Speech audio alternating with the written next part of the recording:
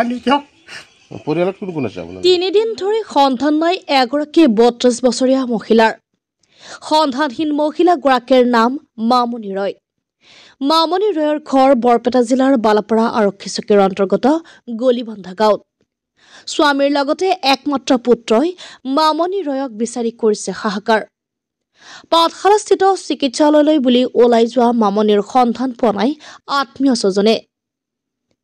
ঘটনা সন্দৰ্ভত বালাপাৰা আৰক্ষী চকীত ভুক্তভোগী পৰিয়ালটোৱে দাখিল কৰিছে এজাহাৰ। ক'ত হেৰাল মামনি ৰয়?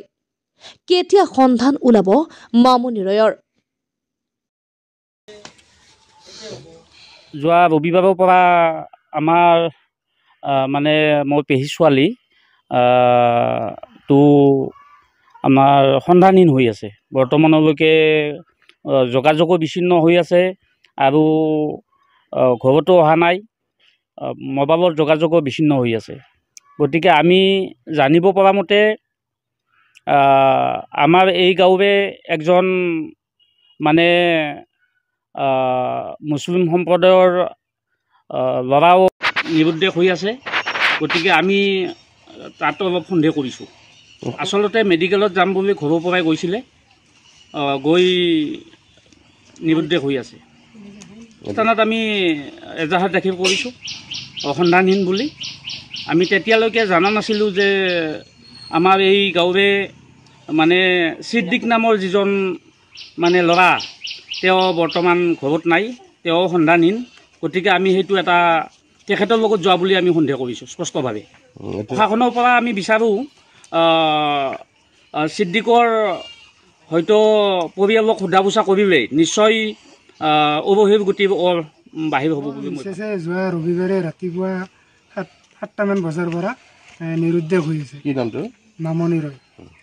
এতিয়া নিৰুদ্দেশ হৈ আছে। এতিয়া অসমৰ ৰাইজে বিচাৰি আনি দিয়ক আৰু পুলিচ প্ৰশাসনেও আনি দিয়ক। পৰিয়ালত কোন কোন আছে আপোনালোকে? মোৰ ল'ৰা এটা আছে, কেইবছৰ ল'ৰা? 15 বছৰ। এতিয়া বয়স কিমানমান হ'ব? 32-33 হ'ব।